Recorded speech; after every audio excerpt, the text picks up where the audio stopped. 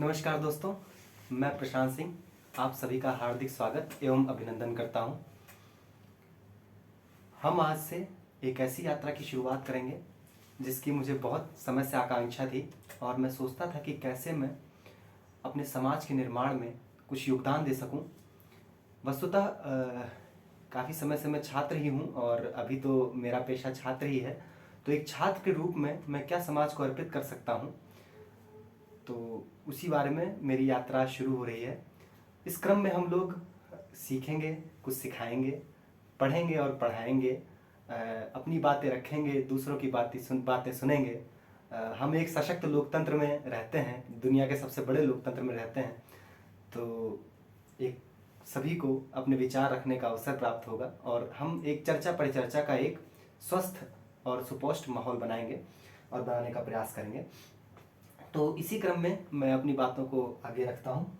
आशा करता हूँ कि आप सभी को कोई ठेस ना पहुँचे। मेरी बातों से अगर कोई आहत हो तो मैं पहले ही क्षमा प्रार्थी हूँ। दरअसल जब हम कुछ भी अध्ययन अध्यापन की बात करते हैं तो हमारे मन में सबसे बड़ी चीज़ जो होती है, जो हमारे और हमारे ज्ञान के बीच में, हमारे मन के बीच में और हमारे ज्ञान के बीच में एक बाधा का कार्य करती है, वो होती है पूर्वाग्रह। पूर्वाग्रह यानी प्रीअजम्पशंस, ठीक। तो पूर्वाग्रह होता क्या है?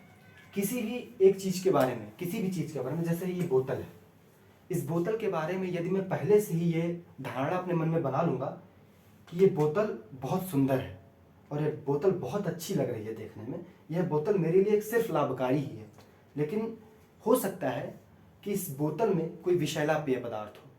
अगर मैंने इसके लिए पहले ही पूर्वाग्रह बना लिया कि ये अच्छी है, तो हो सकता है ये मुझे हानि पहुंचा दे। इसी प्रकार इस बोतल के बारे में मैंने प्रारंभ से ही बुरी राय बना ली। हो सकता है इसमें अंदर बहुत ही एनर्जी ड्रिंक रखा हो या कुछ और अच्छा रखा हो जिससे हमारे स्वास्थ्य को लाभ मिले।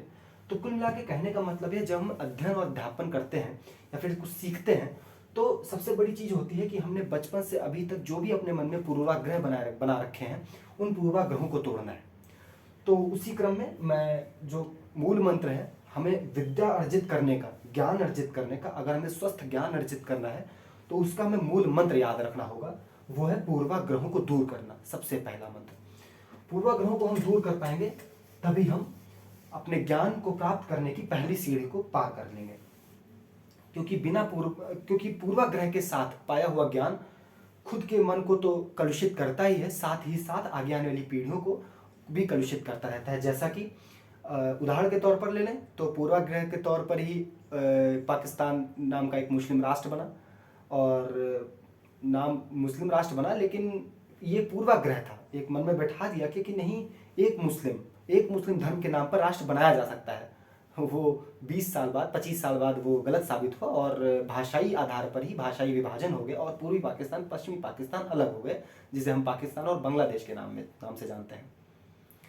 तो इसी प्रकार से मैंने एक बताया।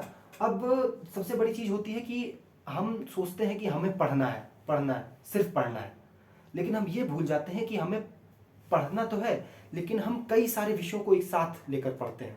खासकर जिस दौर में मैं हूं या जिस दौर में लगभग आप सभी होंगे, उस दौर में हमें कई सारे विषयों को लेकर पढ़ना होता है। इतिहास, भूगोल, राजनीति विज्ञान, गणित, और कुछ साहित्य के भी विद्यार्थी होंगे, तो अर्थशास्त्र, ऐसे कुछ विषय होते हैं। तो हम हर एक विषय को एक दृष्टिकोण से लेकर नहीं पढ़ सकते हैं, हमें अलग अलग विषयों को समझने के लिए अलग अलग दृष्टिकोणों की आवश्यकता होगी। तो मैं अगला जो मेरा विषय होगा चर्चा का, वो है पढ़ने की रणनीति क्या हो।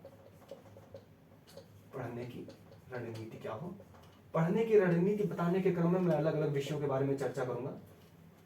तो उसमें मैं सबसे पहले लेता हूं ह्यूमैनिटी से शुरुआत करते हैं, यानी कि मानविकी विषय से शुरुआत करते हैं। सबसे पहले मैं इतिहास को ले लेता हूं। सबसे पहले इतिहास को लेते हैं। इतिहास विषय को लेते हैं तो हम सबसे पहली बात, लोगों के मन में, छात्रों के मन में सबसे बड़ी भ्रांति यह रहती है कि इतिहास केवल तथ्यों का संकलन है। इतिहास से बहुत सारे छात्र दूर भागते हैं और कुछ छात्र केवल इसलिए पास आते हैं क्योंकि उनको कहानियों में मजा आता है। ये दोनों ही प्रकार के छात्र इतिहास के जो मूल ज्ञान है उससे वंचित रह जाते हैं, क्योंकि ना तो इतिहास केवल तथ्यों का संकलन है, ना ही इतिहास केवल कहानियों का संकलन है।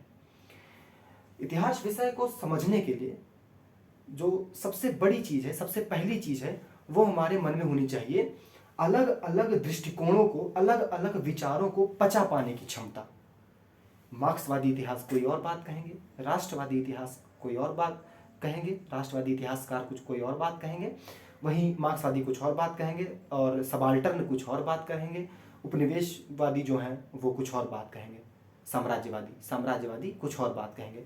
तो हमें उन सभी दृष्टिकोणों को लेकर एक बैलेंस्ड अप्रोच लेनी होगी, उन सभी को देखते हुए एक बैलेंस्ड अप्रोच लेनी होगी। जैसे कि उदाहरण के तौर पर देखा जाए तो हम इतिहास को सीधा 3 काल में बांट देते हैं, प्राचीन काल, मध्यकाल और आधुनिक काल।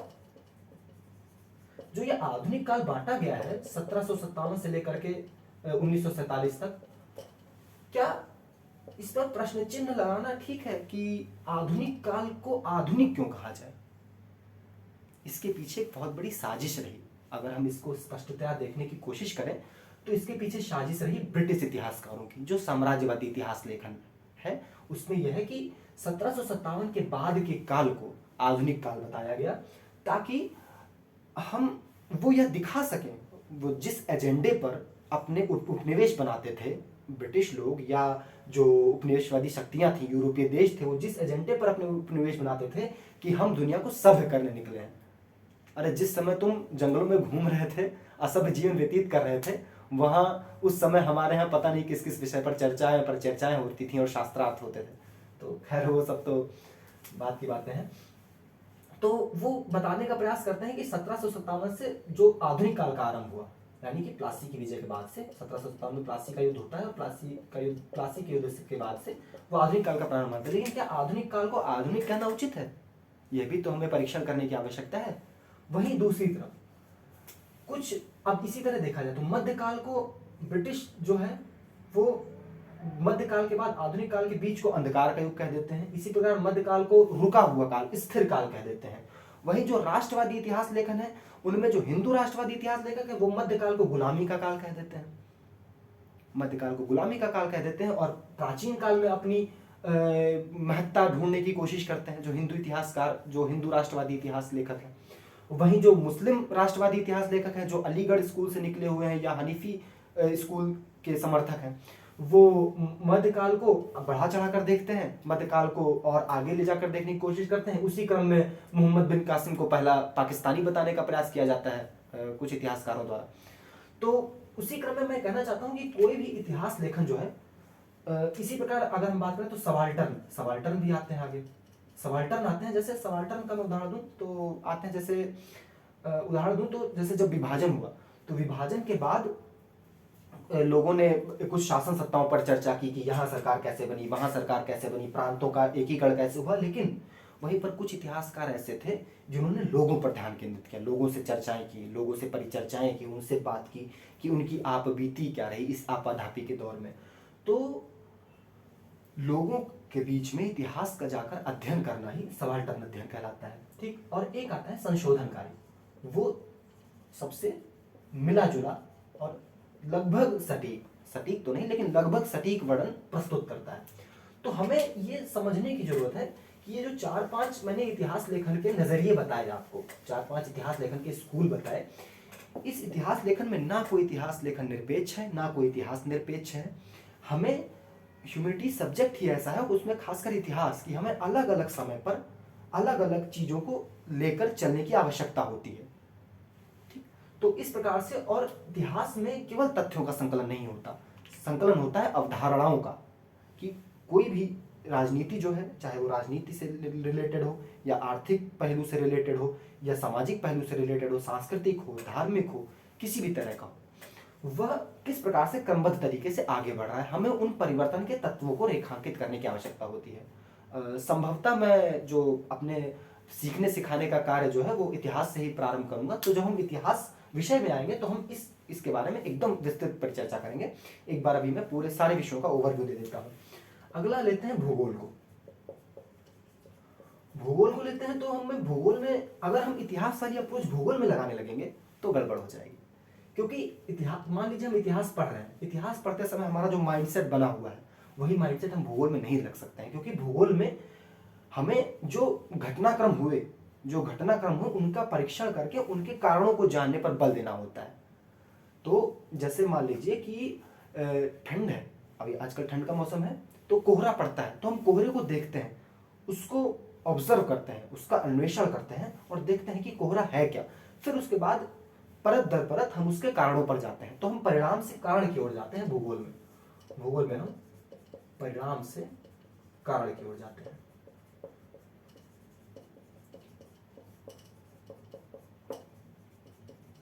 ठीक, तो ये अप्रोच हो गई इतिहास से, इस तरह भूगोल की अप्रोच अलग हो गई।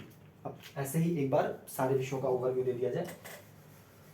जब हम पॉलिटी पढ़ते हैं या फिर राज्य व्यवस्था पढ़ते हैं या फिर हम सीधा कह दें कि राजनीतिक शास्त्र पढ़ते हैं, क्योंकि उसके अंतर्गत ही एक छोटा सा सेगमेंट राजनीतिक शास्त्र, राजनीतिक विज्ञान, विज्ञान शब्द ज्यादा उचित है क्योंकि पॉलिटिकल साइंस, राजनीतिक विज्ञान, इसी के अंतर्गत एक छोटा सा टॉपिक राज्य व्यवस्था यानी पॉलिटी। तो जब हम राजनीतिक विज्ञान या राज्य व्यवस्था जैसे विषयों का अध्ययन कर रहे होते हैं, तो हमें इसमें इतिहास के परिप्रेक्ष्य में देखते हुए, क्योंकि इतिहास तो हर विषय की जड़ होती है लगभग, तो हमें इतिहास के परिप्रेक्ष्य में देखते हुए अलग अलग देशों में चल रही व्यवस्थाओं का अध्ययन करना होता है, उनका परीक्षण करना होता है, उनको देखना होता है, और इस प्रकार हम आगे अपने अध्ययन को बढ़ा पाते हैं। लेकिन सबसे बड़ी चीज जो है, जो इतिहास और भूगोल में अंशतः कम देखने को मिलती है, वो राजनीतिक विज्ञान में यह है कि हम इसमें समसामयिकी को भी शामिल करते हुए चलते हैं, समसामयिकी को भी शामिल करते हुए चलते हैं। और राजनीतिक विज्ञान या राजनीतिक सिद्धांत जो है वह कुछ अनुभव के आधार पर प्रतिपादित किए सिद्धांतों पर आधारित ज्ञान है, और उन सिद्धांतों का हम व्यवहारिक राजनीति में, व्यवहारिक दिन प्रतिदिन के शासन में किस प्रकार से अपने देश में उपयोग कर पा रहे हैं, उनका क्रियान्वयन कर पा रहे हैं, उनका अध्ययन पॉलिटी कहलाता है। और वो उसके थ्योरी का अध्ययन, उसके सिद्धांतों का अध्ययन, उसके प्रिंसिपल का अध्ययन, उसकी साइंस का अध्ययन राजनीतिक विज्ञान कहलाता है। तो ये होगी राजनीतिक विज्ञान की बात। तो इतिहास, भूगोल, राजनीतिक विज्ञान हमने देख लिया। अब बात करते हैं इसी प्रकार अर्थशास्त्र की या अर्थव्यवस्था, अर्थशास्त्र। खैर अर्थशास्त्र के अंतर्गत छोटा सा पहलू अर्थव्यवस्था आएगा, लेकिन एक ब्रॉडर अर्थशास्त्र लेते हैं। तो अर्थशास्त्र में अपेक्षाकृत ह्यूमैनिटी तो होता है, मानविकी से संबंधित तो है, लेकिन इसमें अपेक्षाकृत तार्किकता और कुल मिलाकर कहें तो गणितीय संकल्पनाएं, तार्किकता और गणितीय संकल्पनाएं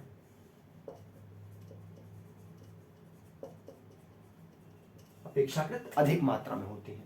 तो हमें अर्थशास्त्र को पढ़ते वक्त निरपेक्ष माइंडसेट रखना होता है। निरपेक्ष किस हिसाब से कि जो सच है, जो कैलकुलेशन सच है, जो वैल्यू आ चुकी है, या फिर जो कोई भी फॉर्मूला रखा जा चुका है वो सच है, उस पर हम सवाल नहीं खड़े कर सकते। पॉलिटी में ऐसा है कि हम सवाल खड़े कर सकते हैं, इतिहास में हम सवाल खड़े कर सकते हैं, लेकिन अर्थशास्त्र में कुछ चीजें ऐसी हैं जिन पर हम सवाल नहीं खड़े कर सकते हैं, जिनको हमें सच मानकर ही चलना होगा। तो ये अर्थशास्त्र का। इसके बाद हम देखते हैं भूगोल से मिलता जुलता टॉपिक जो आजकल की परीक्षाओं में काफी लोकप्रिय हो चला है, एनवायरनमेंट एंड इकोलॉजी। तो इकोलॉजी और एनवायरनमेंट में तो खैर कोई अलग से इसमें बताने की आवश्यकता नहीं है। एनवायरनमेंट इकोलॉजी दरअसल भूगोल, भूविज्ञान, इसमें भूगोल में ही आ जाएगा, भूविज्ञान, क्लाइमेटोलॉजी भूगोल में ही आ जाएगी, यानी जलवायु विज्ञान, और इसके अलावा तकनीकी विज्ञान एवं तकनीकी, और इसके अलावा और राज्य व्यवस्था भी, राज्य व्यवस्था क्योंकि हम नीतियां बनाते हैं, इन्वायरमेंट के संदर्भ में नीतियां बनाते हैं, तो उसमें राज्य व्यवस्था का रोल आ जाता है। अंतर्राष्ट्रीय राजनीति भी कई हद तक आ जाती है, राजनीति कई हद तक आ जाती है, क्योंकि समझौते, हस्ताक्षर, जो प्रोटोकॉल्स होते हैं, समझौते होते हैं, कन्वेंशन होते हैं, कई सम्मेलन होते हैं, तो उस तरह की चीजें आ जाती हैं। तो ये कुल मिलाकर कई सारे विषयों का एक अंतर अनुशासनात्मक दृष्टिकोण जो है देता है। उन सभी का मिला जुला अध्ययन करके हम एनवायरमेंटल इकोलॉजी में करते हैं। तो इनमें दो चरण होते हैं। पहला चरण होता है सिद्धांत के अध्ययन का, सिद्धांतों का अध्ययन कर पाए हम तो का, और दूसरा चरण होता है उनके अनुप्रयोगों का। पहले हम सिद्धांतों का अध्ययन कर लें, उसके बाद उनके अनुप्रयोगों का अध्ययन करें। तो ये हो गई एनवायरमेंट और इकोलॉजी की बात। फिर आती है science and technology. Science and tech, science and technology में विज्ञान विषय तो हम सभी बचपन से एक परिभाषा पढ़ते आ रहे हैं कि क्रमबद्ध सुव्यवस्थित एवं सुसंगठित विज्ञान को ही विज्ञान कहते हैं। तो एकदम सही है, क्रमबद्ध। भाई किसी भी चीज को लेंगे तो हम चरणबद्ध तरीके से लेंगे, है ना, ठीक। क्रमबद्ध, क्रमबद्ध, क्रमबद्ध, सुसंगठित, बस सुव्यवस्थित, ठीक। सुसंगठित सुव्यवस्थित नहीं होगा तो रॉकेट ऊपर जाने की बजाय नीचे चला जाएगा। तो सुसंगठित सुव्यवस्थित होना बहुत जरूरी है। तो साइंस एंड टेक्नोलॉजी का अध्ययन अधिक रैशनल माइंड से और क्या कहते हैं अधिक तार्किक दृष्टिकोण से किया जाता है, और इसमें कुछ परिभाषाएं होती हैं। परिवर्तन की गुंजाइश तो हर विषय में है, वो तो एक अलग, लेकिन मामला यह है कि परिवर्तन की आवृत्ति क्या है, परिवर्तन की फ्रीक्वेंसी क्या है, परिवर्तन की दर क्या है। कुछ विषय हैं जिनमें 1000 साल में 2000 साल में परिवर्तन होते हैं, कुछ विषय है जिसमें दिन प्रतिदिन परिवर्तन होते हैं, जैसे राज्य व्यवस्था, दिन प्रतिदिन परिवर्तन होता रहता है। कुछ विषय हैं जिनमें बहुत लंबे समय में परिवर्तन होता है, साहित्य हो गया, उनमें परिवर्तन लंबे समय में देखने को मिलता है। मैं साहित्य की भी चर्चा करता हूँ। तो एक विषय हमारा और छूट रहा है, साहित्य। साहित्य कोई सा भी साहित्य हो, हिंदी, इंग्लिश, उर्दू, बांग्ला, भोजपुरी, मैथिली, संस्कृत, कोई सी भी साहित्य हो, लगभग सभी साहित्यों की प्रकृति एक जैसी होती है। तो साहित्य के अध्ययन में सबसे पहली चीज जो आती है वो आती है रुचि, मेरे अनुसार। क्योंकि साहित्य में अब पक्षी चहचहा रहे हैं और कोयल गा रही है और किसी को फीलिंग नहीं आती, किसी को रुचि नहीं आती है ये सुनने में, तो उसके लिए दिक्कत है। क्योंकि साहित्य जो कुछ भी है वो भावनात्मक चीज है। तो साहित्य में सबसे पहले तो मैं अपने अनुसार रुचि को रखना चाहूँगा। उसके बाद साहित्य में विभिन्न चीजें होती हैं, जैसे उसमें अलग अलग जैसे गद्य होता है, फिर पद्य होता है, अलग अलग चीजें होती हैं। तो उसमें कुछ चीजें स्मरण रखने वाली ज्यादा होती हैं और कुछ वहां पर रचनात्मकता की गुंजाइश ज्यादा होती है। साहित्य में रचनात्मक मस्तिष्क की गुंजाइश ज्यादा होती है, क्योंकि बाकी विषयों में आप याद करके, स्मरण करके, चीजों को कॉपी करके, लिख के काम चला सकते हैं, लेकिन साहित्य में जब तक आपका मस्तिष्क रचनात्मक तरीके से नहीं सोचेगा तब तक आप आगे नहीं बढ़ सकते। तो मैंने ये बताया कि पढ़ने की रणनीति अलग अलग विषयों की क्या होनी चाहिए। दरअसल छात्रों के साथ, मेरे साथ भी समस्या ये होती है कि हम पढ़ना चाहते हैं, खूब पढ़ना चाहते हैं, लेकिन समस्या ये होती है कि हम हर विषय को एक जैसा पढ़ते रहते हैं। दिन में पता लगे 2-3 विषय पढ़ रहे हैं, उठाया पढ़ना चालू। तो ऐसे नहीं होना चाहिए। हमें स्पष्ट विभाजन पता होना चाहिए कि हम कौन सा विषय पढ़ रहे हैं, वो विषय हमसे क्या डिमांड करता है, हमारी कौन सी डिमांड, हमें हमसे क्या डिमांड करता है और हम उसकी कौन सी डिमांड को पूरा करें तो विषय हमारी डिमांड को पूरा करेगा। ठीक है, तो it's all about give and take. तो अब आगे हम देखते हैं कि पढ़ने की रणनीति हमने देख ली है। हम आगे देखते हैं कि याद रखने की रणनीति क्या हो। हाँ, कुछ कह रहे होंगे कि मेरे भाई अब एकदम सही आया हो, अभी तक तो इधर उधर की बातें चले, यही तो जानना है हमको कि याद कैसे रखें। समस्या सभी के साथ है, ऐसा नहीं है कि मैं कैमरे के इस पार हूँ, मैं लिख रहा हूँ तो मेरे साथ समस्या नहीं है। समस्या सभी के साथ है, सभी एक ही प्रक्रिया से गुजरते हैं और उसी प्रक्रिया से हम सभी सीखते हैं। समस्या तब होती है जब हम सीखना बंद करते हैं। इसीलिए सबसे पहले मैंने जो शब्द लिखा था वो लिखा था पूर्वाग्रह, प्री असम्पशन, उसको हटाना होगा। तो सबसे पहली चीज मैं इसमें कुछ चीजें लिखता हूँ। Read, feel and think. मेरे एक गुरु हैं, उन्होंने एक बहुत ही मूल मंत्र है ये अध्ययन का, वो बताया कि रीड, फील एंड थिंक, यानी कि पढ़ना, महसूस करना और फिर सोचना। जैसे कि मैंने कोई भी अवधारणा, कोई भी कॉन्सेप्ट पढ़ा तो ठीक पढ़ा, अब मैंने उसको पढ़ लिया, लेकिन सिर्फ पढ़ा ये काफी नहीं है। ठीक, अब मैं उसको फील करूं, महसूस करूं। जैसे उदाहरण के तौर पे अगर लिया जाए तो मान लीजिए मैंने पढ़ लिया कि कार्यपालिका विधायिका के प्रति उत्तरदायी होती है। बहुत बढ़िया, क्या भारी भरकम शब्द है, पढ़ तो लिया। कार्यपालिका विधायिका के प्रति उत्तरदायी होती है, उसमें सबसे बेसिक चीज तो ये है कि हमें हर एक टर्मिनोलॉजी पता होनी चाहिए। तो वो हम पढ़ेंगे तो पता लग जाएगा कि कार्यपालिका क्या है, विधायिका क्या है और उत्तरदायित्व क्या है। ठीक, तो पढ़ तो लिया, लेकिन अब इसको महसूस कैसे करना है, अब इसको महसूस करना है। ये कार्यपालिका है, ये विधायिका है। ये इसके प्रति उत्तरदायी होती है, उत्तरदायी होती है। ठीक, अब इसको महसूस कैसे करेंगे? कार्यपालिका मतलब कि हमारे मंत्री, मोटी भाषा में, अखबारी भाषा में बताता हूं, सामान्य भाषा में कार्यपालिका मतलब हमारे मंत्री, विधायिका मतलब हमारे सांसद। ठीक, सदन की कार्यवाही होती है, सांसद लोग मंत्रियों से प्रश्न पूछते हैं, सांसद लोग मंत्रियों से प्रश्न पूछते हैं, प्रश्नकाल होता है, शून्यकाल होता है, बजट पर चर्चा होती है, काफी चर्चाएं होती है, उन सब में प्रश्न पूछे जाते हैं।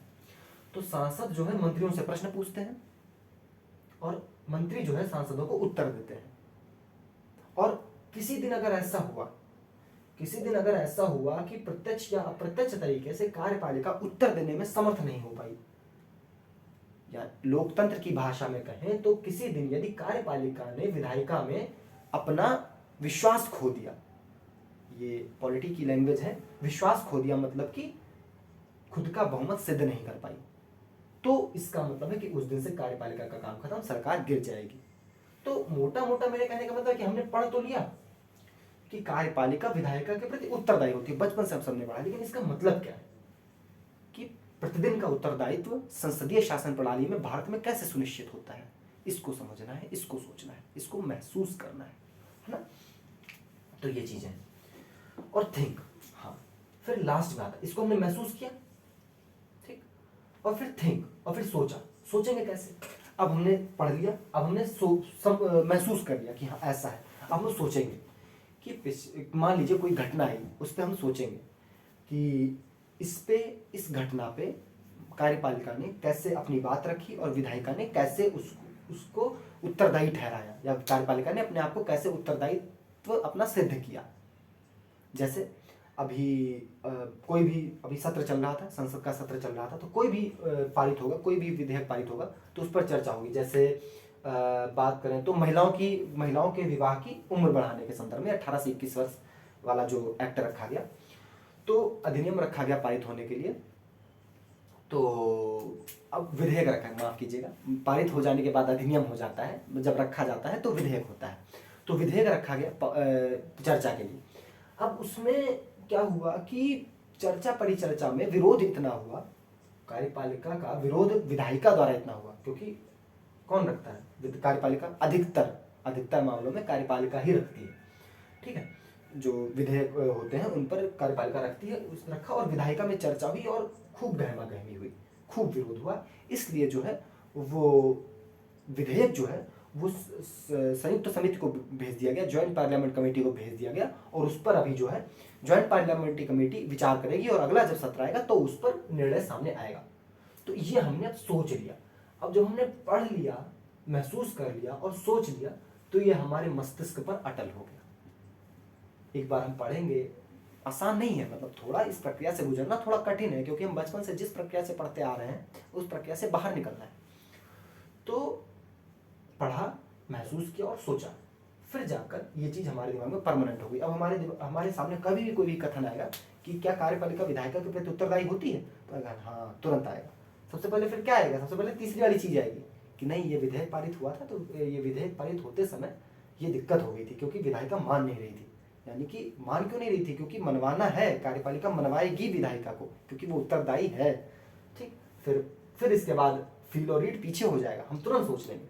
तो ये सारी चीजें हैं। तो सबसे पहला जो है रीड, फील एंड थिंक, हम ये करना आरंभ कर देंगे तो हमें याद रखना आसान हो जाएगा। अब दूसरी चीज जो है सेल्फ क्वेश्चनर करना। सेल्फ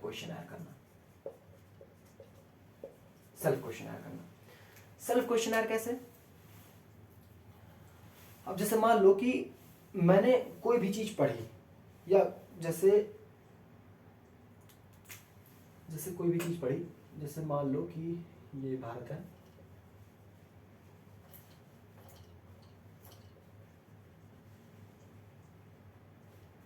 कहोगे यार पाकिस्तान देखो दे दिया है, तो नहीं, पाकिस्तान को क्यों देंगे, ये चीन को क्यों देंगे, हमारा है।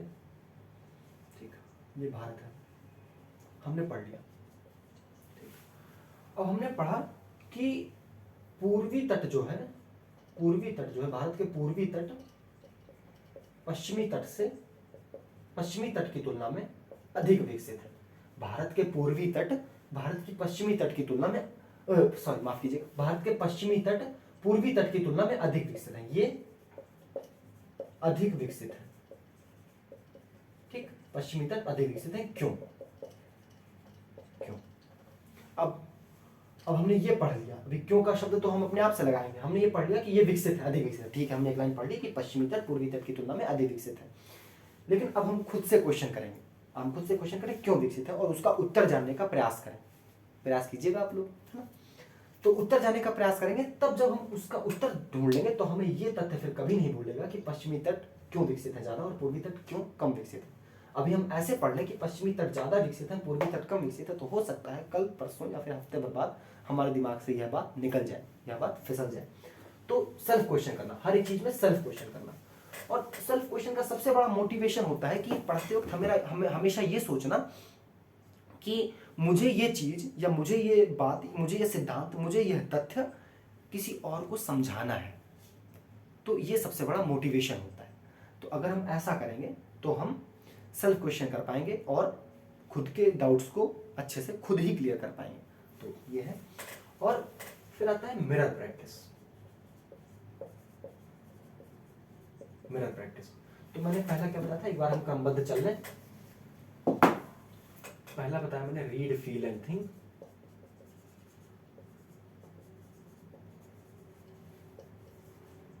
दूसरा बताया सेल्फ क्वेश्चन आया। तीसरा मिरर प्रैक्टिस।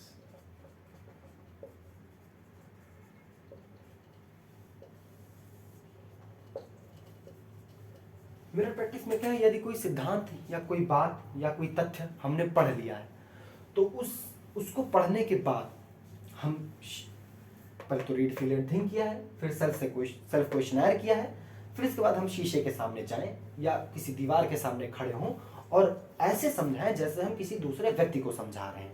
तो मिरर प्रैक्टिस करने से खुद के और दूसरे को समझा रहे हैं तो ऐसा नहीं कि हम दूसरे को समझाने के लिए कर रहे हैं, हमारे खुद के सिद्धांत, हमारी खुद की अवधारणा अधिक स्पष्ट होती है। तो ये चीजें। और एक विनती है कि आप ये लोग, मतलब आप लोग ये कुछ समय के लिए, 1-2 दिन के लिए एक बार करके देखिएगा, किसी भी विषय में जैसे भी पढ़ रहे हो तो एक बार अपना के देखिएगा। अगर कुछ लाभ होता है तो अपनाइए, वरना कोई बात नहीं, मेरा अपना अनुभव है, आपका अपना अनुभव है। तो चौथा, खैर ये तो सभी जानते हैं, रिवीजन, इसकी तो कोई बात ही नहीं है, रिवीजन का तो कोई तोड़ ही नहीं है। क्योंकि स्टडी मटेरियल भले कम हो, आप इतिहास की एक पुस्तक पढ़ें, 10 बार पढ़ें, न कि इतिहास की 10 पुस्तक एक बार पढ़ें। वो ज़्यादा बेटर है कि आप एक पुस्तक को 10 बार पढ़ लें। तो रिवीजन, ये सबसे हाईलाइटेड पॉइंट, ये और ये पढ़ने के शुरुआती दौर में, ये एक बार पढ़ने के बाद। और रिवीजन ऐसा नहीं कि पूरी बुक खत्म कर दी फिर रिवीजन, एक दिन में, हफ्ते भर में, महीने भर में, फिर 6 महीने में, ऐसी फ्रीक्वेंसी खुद के माइंड के हिसाब से डिसाइड करनी चाहिए, ठीक। और उसके बाद ग्रुप डिस्कशन, क्योंकि जब हम ग्रुप डिस्कशन करते हैं, ये क्रमबद्ध तरीके से मैं बता रहा हूं, जब हम ग्रुप डिस्कशन करते हैं तो हमें, क्योंकि हम पढ़ते हैं एक माइंडसेट से, हमारा अपना एक माइंडसेट होता है, हमारा एक कंफर्ट जोन होता है, हम उसमें रहकर पढ़ाई करते हैं। लेकिन जब हम ग्रुप डिस्कशन करते हैं तो हमारे साथ में यदि 4 लोगों का ग्रुप है, 6 लोगों का ग्रुप है, तो हमें सभी के विचार जानने का अवसर मिलता है। और उन सभी के विचार जानते हैं तो हम बहुआयामी दृष्टिकोण अपना विकसित कर पाते हैं। तो ये हो गया हमारा ग्रुप डिस्कशन।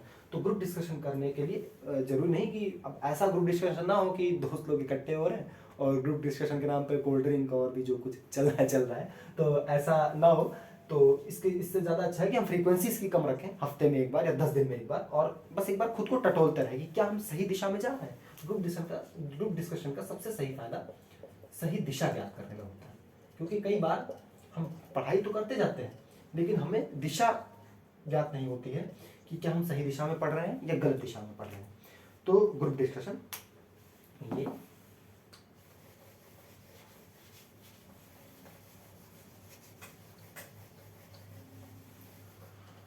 तो मैंने आज आपको पढ़ने की रणनीति, हर विषय को अलग अलग कैसे पढ़ा जाए और याद रखने की रणनीति के बारे में बताया।